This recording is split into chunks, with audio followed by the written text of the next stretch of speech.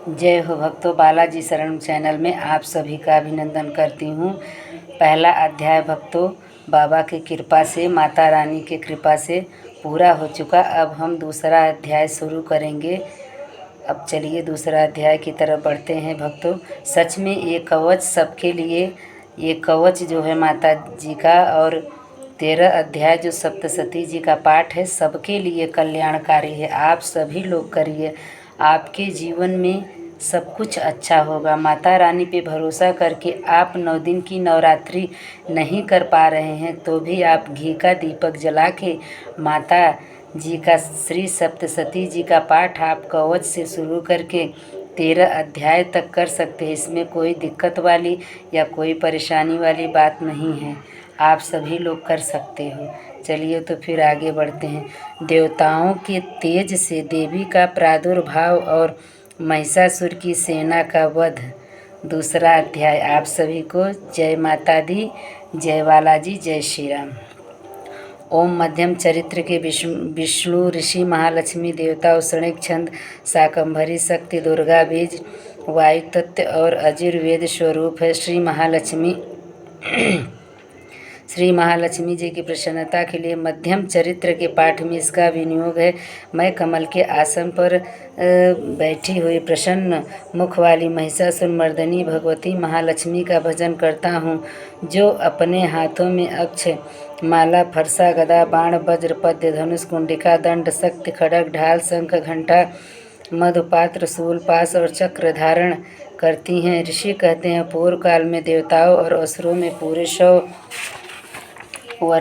वर्षों तक घोर संग्राम हुआ था। उसमें असुरों का स्वामी महिषासुर था और देवताओं के नायक इंद्र थे। उस युद्ध में देवताओं की सेना महाबली असुरों से परास्त हो गई। संपूर्ण देवताओं को जीतकर महिषासुर इंद्र बन बैठा। तब पराजित देवता प्रजापति ब्रह्मा जी को आगे करके उस स्थान पर गए जहाँ शंकर भगवान और विष्णु विराजमान थे। देवताओं ने महिषासुर के पराक्रम तथा अपनी पराजय का यथावत वृत्तांत उन दोनों देवसरों से विस्तार पूर्वक कह सुनाया। वे बोले, भगवान महिषासुर सूर्य, इंद्र, अग्नि, वायु, चंद्रमा, यम, वरुण तथा अन्य देवताओं के भी अधिकार छीनकर स्वयं ही सबका अधिष्ठाता बना बैठा है। उस दुरात्मा महिषी ने समस्त देवताओं को स्वर्ग से निकाल दिया। अब वे मनुष्यों की भांति पृथ्वी पर विचरते हैं। दैत्यों की यह सारी करतूत हमने आप लोगों से कह सुनाई। अब हम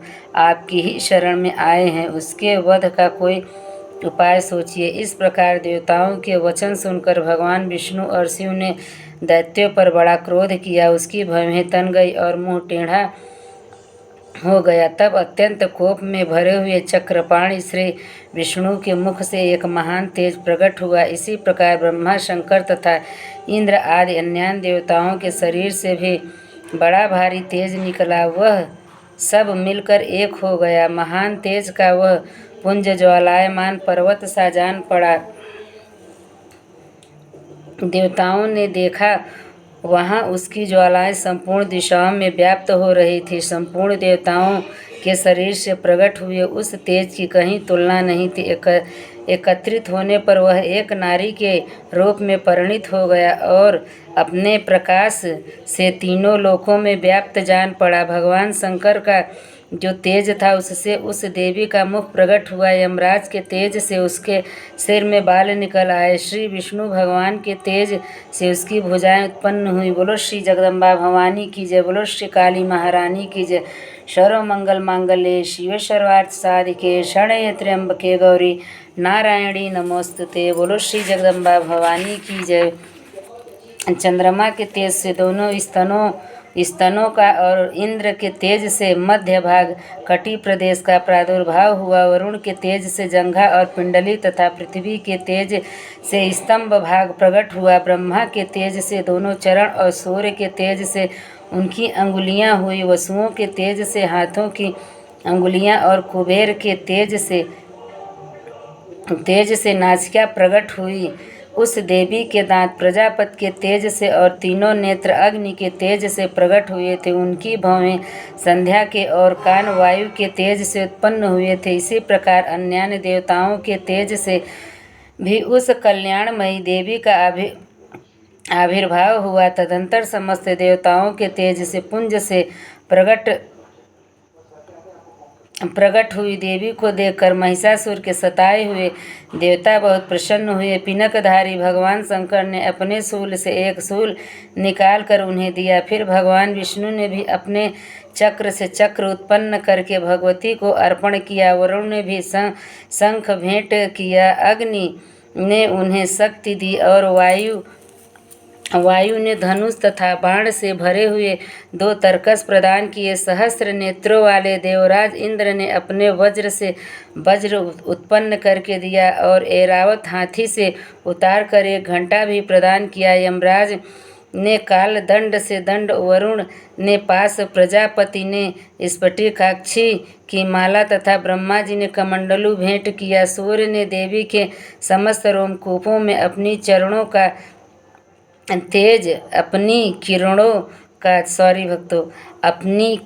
का तेज भर दिया। काल ने उन्हें चमकती हुई ढाल और तलवार दी। क्षीर समुद्र ने उज्ज्वल हार तथा कभी जीर्ण न होने वाले 2 दिव्य वस्त्र भेंट किए। साथ ही उन्होंने दिव्य चूड़ामणि, 2 कुंडल, कड़े, उज्ज्वल अर्धचंद्र, सब बाहुओं के लिए केयूर, दोनों चरणों के लिए निर्मल नुपुर, गले की सुंदर हंसली और सब अंगुलियों में पहनने के लिए रत्नों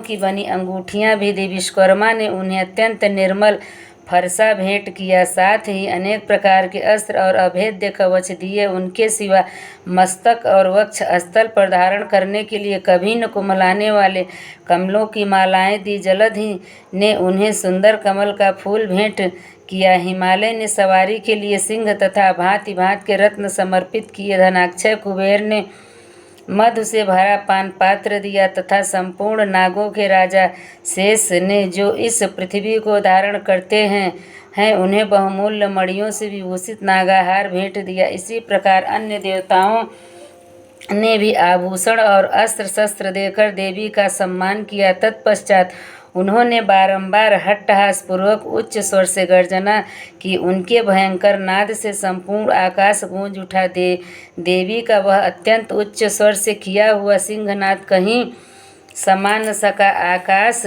उसके सामने लघु प्रतीत होने लगा। उससे बड़े जोर की प्रतिध्वनि हुई, जिससे संपूर्ण विश्व में हलचल मच गई और समुद्र कांप उठे, पृथ्वी डोलने लगी और समस्त पर्वत हिलने लगे। उस समय देवताओं ने अत्यंत प्रसन्नता के साथ सिंह वाहिनी भवानी से कहा, देवी तुम्हारी जय हो। साथ ही महर्षियों ने भक्ति भाव से विनम्र होकर उनका स्तवन किया। संपूर्ण त्रिलोकी को क्षोभग्रस्त देख दैत्यगण अपनी समस्त सेना को कवच आदि से सुसज्जित कर हाथों में हथियार ले सहसा उठकर खड़े हो गए। उस समय महिषासुर ने बड़े क्रोध में आकर कहा, यह क्या हो रहा है।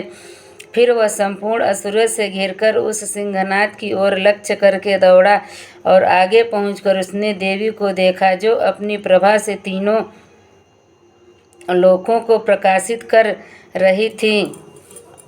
उनके चरणों के भार से पृथ्वी दबी जा रही थी। माथे के मुकुट से आकाश में रेखा सी खिंच रही थी तथा वे अपने, बोलो श्री जगदम्बा भवानी की जय, बोलो श्री काली महारानी की जय, धनुष की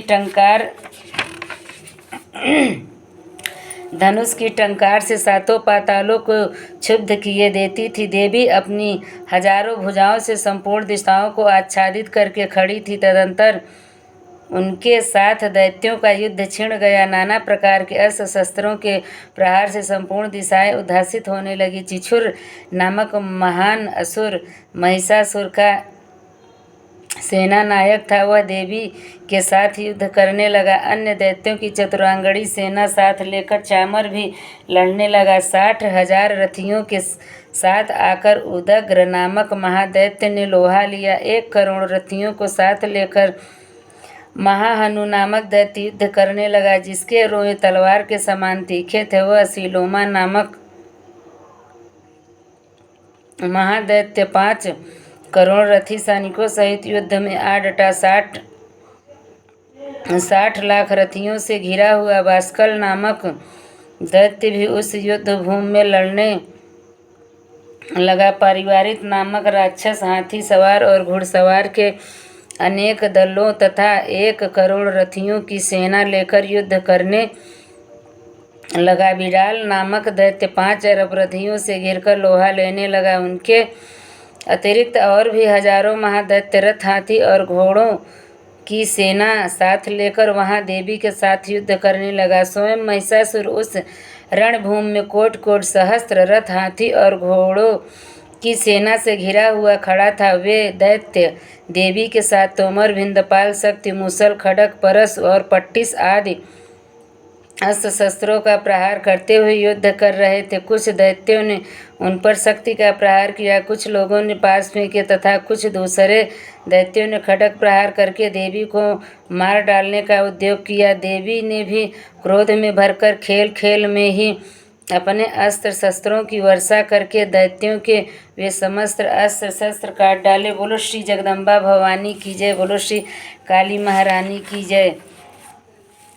काट डाले। उनके मुख पर परिश्रम या थकावट का रंच मात्र भी चिन्ह नहीं था। देवता और ऋषि उनकी स्तुति करते थे और वे भगवती परमेश्वरी दैत्यों के शरीरों पर अस्त्र शस्त्रों की वर्षा करती रहीं। देवी का वाहन सिंह भी क्रोध में भरकर गर्दन के बालों को हिलाता हुआ असुरों की सेना में इस प्रकार विचरने लगा, मानो वनों में दानव फैल रहा हो। रणभूमि में दैत्यों के साथ युद्ध करती हुई अंबिका देवी ने जितने निःश्वास छोड़े वे सभी तत्काल सैकड़ों हजारों गणों के रूप में प्रकट हो गए और परस, भिंदपाल, खड्ग तथा पट्टिस आदि अस्त्रों द्वारा असुरों का सामना करने लगे। देवी की शक्ति से बढ़े हुए वे गण असुरों का नाश करते हुए नागड़ा और शंख आदि बाजे बजाने लगे। उस महासंग्राम महोत्सव में कितने ही गण मृदंग बजा रहे थे। तदंतर देवी ने त्रिशूल से, गदा से शक्ति की वर्षा और खड्ग आदि से सैकड़ों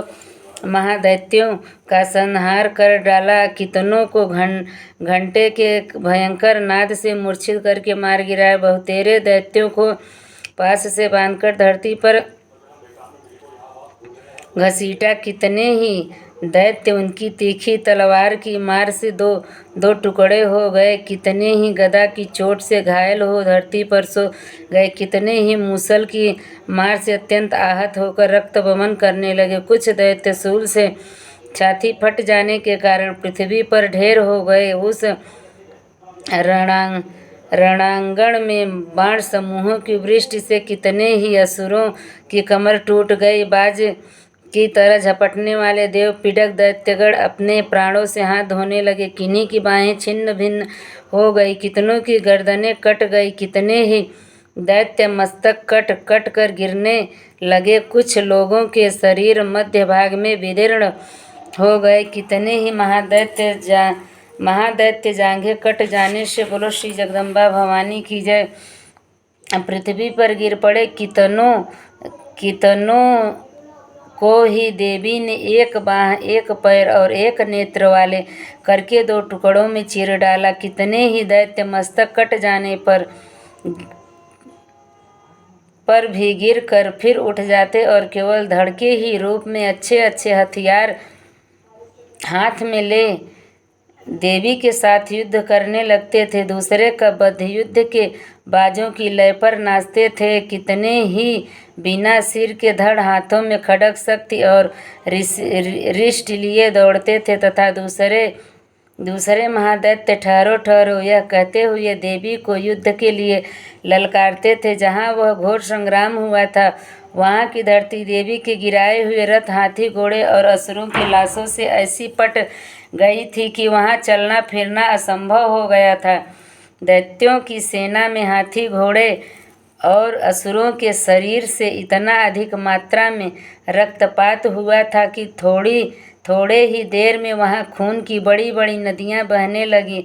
जगदम्बा ने असुरों की विशाल सेना को क्षण भर में नष्ट कर दिया। ठीक उसी तरह जैसे तृण और काठ के भारी ढेर को आग कुछ ही क्षणों में भस्म कर देती है, और वह सिंह भी गर्दन के बालों को हिला हिलाकर जोर जोर से गर्जना करता हुआ देवी के शरीर से मानो उनके प्राण चुने लेता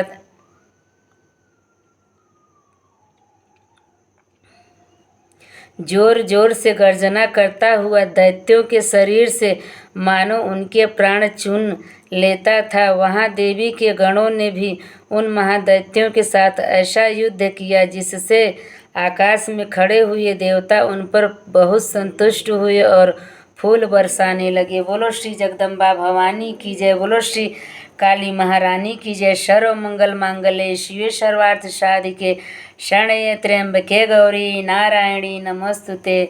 आप सभी को जय माता दी। दूसरा अध्याय भी पूरा हुआ श्री सप्तशती पाठ जी का। अब हम आगे तीसरा अध्याय की कथाएं सुनेंगे।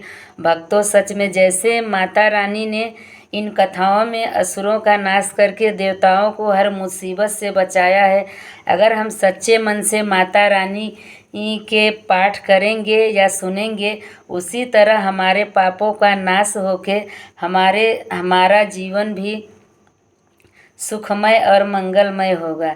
माता रानी की कृपा हम दीनों पे, हम भक्तों पे बनी रहे। आप सभी को जय बालाजी, जय श्री राम।